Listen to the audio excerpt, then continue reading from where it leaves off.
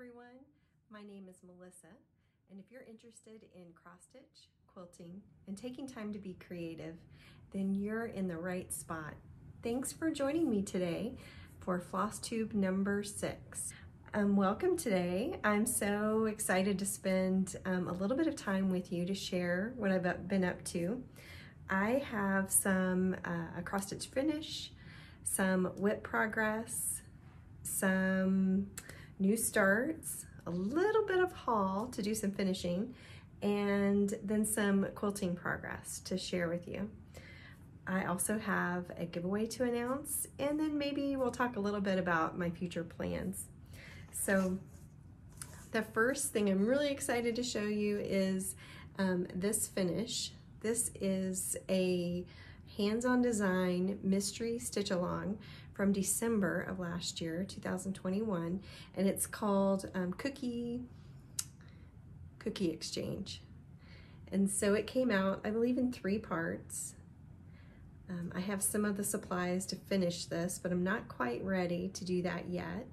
I was eager to get this finished up before September 1st so that I could begin Hands-On Design's new mystery stitch along, which began yesterday, and I'll share that with you in just a little bit because I was able to start stitching it yesterday.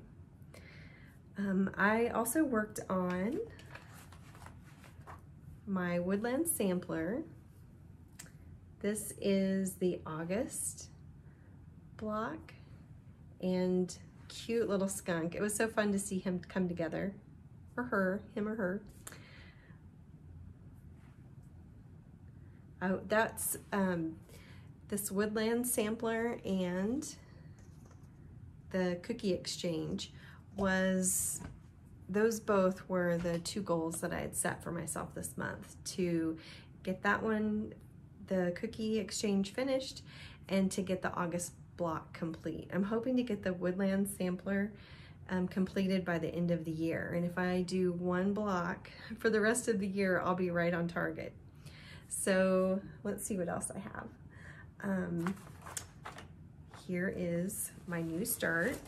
I don't have a cover photo of the pattern to show you because it's being released as a mystery. And typically I'm not a huge mystery stitcher or quilter. I really like to know ahead of time what it's going to look like. But I took the chance on the Cookie Exchange and really loved it. So I thought, okay, I'm gonna try the costume party. These are the threads that we're using. So fun purples and greens and oranges. And they sent out these cute little floss tags that you could print off and cut out. I think there was an option to order them already created, maybe a little more sturdy version, but I just used my printer. And they're kind of a fun addition to the project, especially when you don't, have a cover photo in mind. It kind of gives you some inspiration, or I don't know, gives you a feeling of what you're going to be stitching. So pretty fun. So this is my progress so far. There's 3 elements in the, actually pretty much 4 elements in what was released so far. There's like a magic potion bottle and a jar of eyeballs, a jack-o'-lantern, and a crow, and they're sitting on a shelf. And so this is my progress so far. And I should be able to have some time to work on it this evening, and tomorrow the next part 2 is released. So I'm excited to get going on that so I can start part 2. I'm stitching this with DMC threads, and I'm also stitching on 32 count, let's see, is it Belfast linen? It's a hand-dyed Fabrics by Stephanie. Let's see here.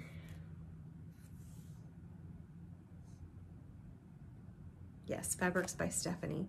And it's in Silver Mist. So it's actually really a pretty color.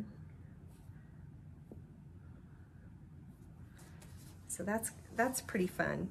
And I will say that having that coming up on September 1st actually gave me a lot of drive to find little chunks of time in my day where I could sit down and make just a little bit more progress on the Cookie Exchange. You know, usually I don't worry too much about finishing, which is why projects linger for me, because I just enjoy sitting down and stitching. I like to have projects to, you know, switch out from one to the other, but focusing on that and getting that done before the next project came out that I was excited to stitch on, really gave me a little more drive to finish than I normally have. And it was pretty fun to have that accomplishment when the last stitch was in. So I need to keep that in mind as I plan my projects, because you know, having a finish is really great to have something to display and really, you know, look at and enjoy in your home. And being a process stitcher and quilter, it really, you know, makes me feel like I don't, you know, have to be in a hurry to finish anything, because I'm usually not doing something for a gift. But having kind of some self-imposed deadlines really did kind of give me a little more drive. So I need to keep that in mind when I'm planning. Okay, I need to share with you a few things that I picked up in the Target dollar spot. I'm looking over here at my notes so that I don't forget anything. But I was able to find this little tray in the dollar section. It was $5 at Target, and it's got a nice little rim on it. And I thought it would actually make a nice frame for a long piece. And if I don't have a piece that, you know, fits it just right, I can always use it, you know, as a tray.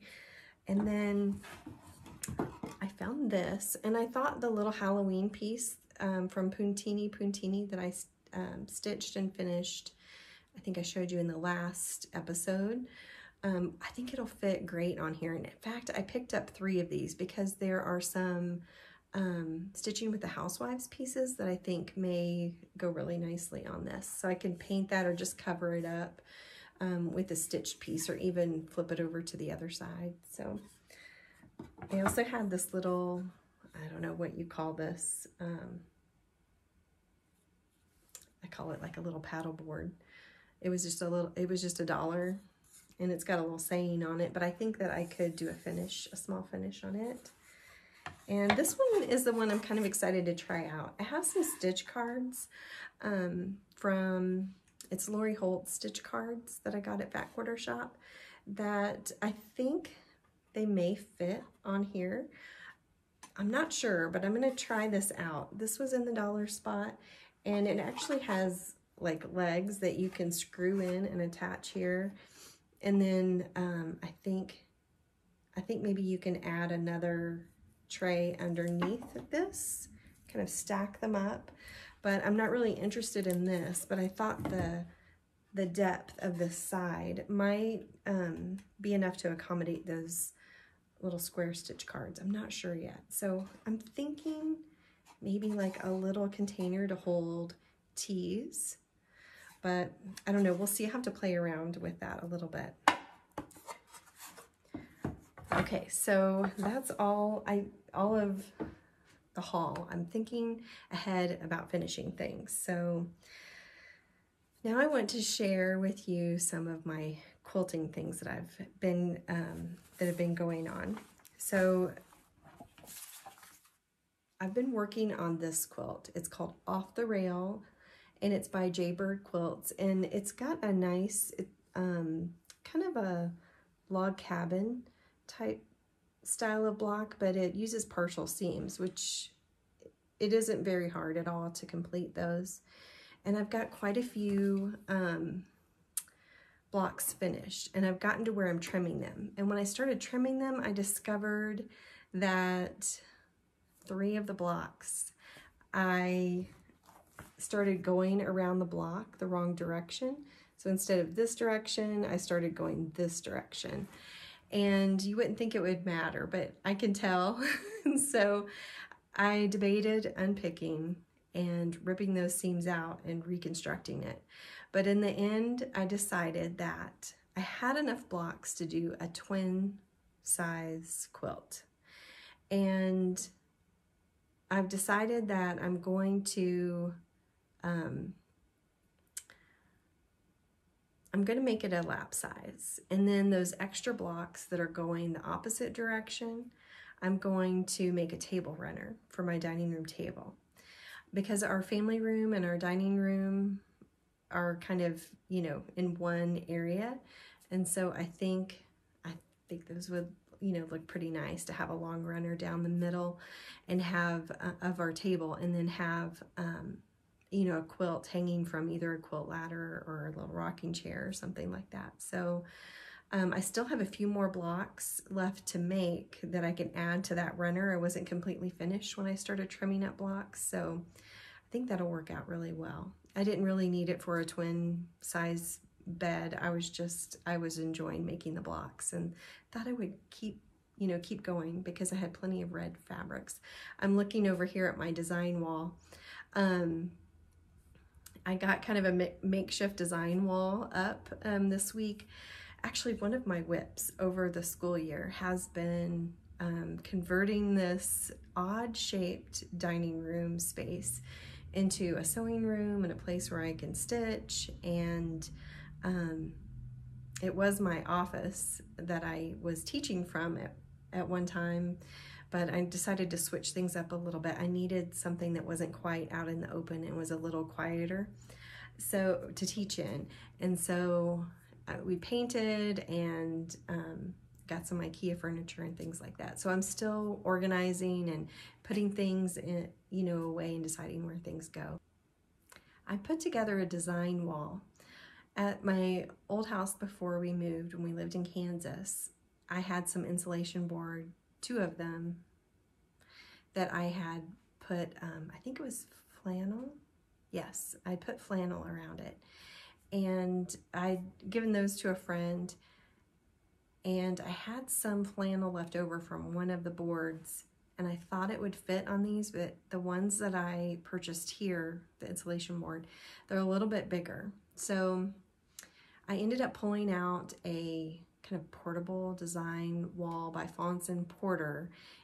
It has, I think, kind of a flannel to it, but it's one with grommets at the top that you can hang.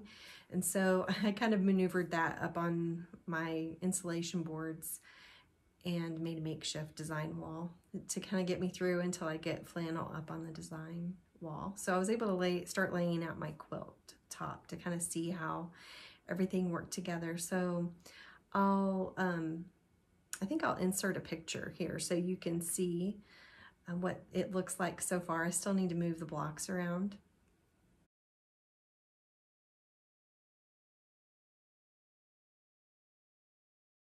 But it'll kind of give you an idea of the progress that you know, where I'm at. The last quilting update I have for you is about this Midnight in the Garden fabric by Sweetbriar Road. And I think I told you that I was looking for a pattern that would accommodate fat 8s. And so I found a pattern that I think might work. So this is a magazine that came out in 2011. It's from the editors of American Patchwork and Quilting. However, a lot of these quilts, they've put in various publications over the years. They kind of reuse them from time to time. And this one is called Lincoln's Platform.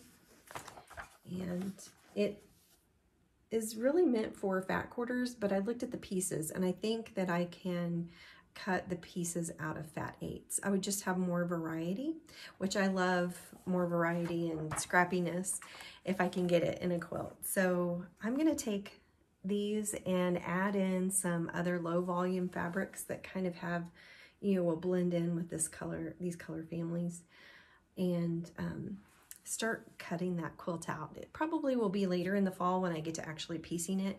I really want to stay monogamous on my quilting if I can. Actually, I'm not going to do that. I shouldn't even say that, because right next to my sewing machine I have a drawer unit from IKEA that has 1, 2, 3, 4, 5, 6, it has 6 different drawers. And so I have quite a few quilting projects in there so that I can have some variety, you know, in the kind of piecing that I'm doing. But I'm trying to limit myself to just what's in that drawer system and try and focus on finishing something. So this Off the Rails quilt is kind of the one I'm focused in on finishing. So before I start anything else or cut anything else, I feel like I need to have a finish so that I can then put Midnight in the Garden in that spot in the drawer system. So I can still work on some of the other things if I want to, but as far as starting something new, I'm trying to make myself wait until I get something finished because I have so many quilting WIPs. And, you know, I don't mind it so much in my cross stitch because it's nice to have some variety, but it's also good to get some things finished. So that's kind of my plan for quilting coming up. So let's see. Any other plans? Okay, yes. So my plans to work on in the next week will be to work on the costume party from Hands On Design. I want to get the frame finished around the block for September for my Woodland Sampler, and then maybe mix in stitchography here and there and get some more of those words done. And I can show you that next week. It's a WIP that I've been working on for a little while. I would like to work, I have a stretch of time tomorrow, and I'd like to work and make some more progress on the Off the Rails quilt. So, you know, have lots of other things to choose from.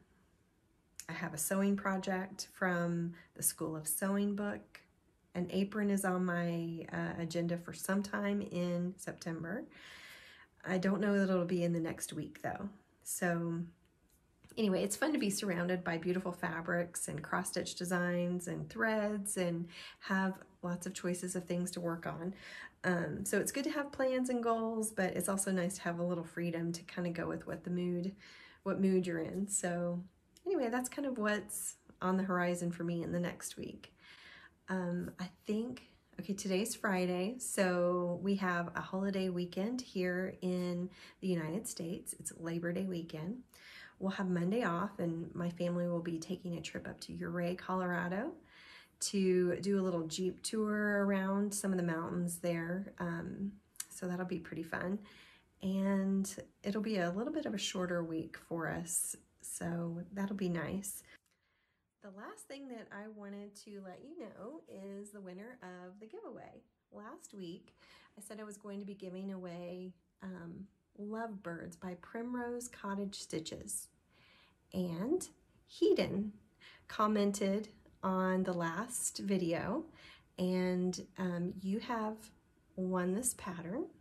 And if you could just email me at hello.undertheeveningstar@gmail.com, then I'll get your address and get this sent out to you just as quick as I can, because that'll be fun to have ready to stitch whenever you're ready. Thanks for joining me today. If you are in the United States and are celebrating Labor Day, then you probably have a long weekend ahead of you, so hopefully you'll get some stitching in. My cat's deciding it's time to explore back there. So anyway, thanks for joining me today, and we'll see you soon. Bye-bye.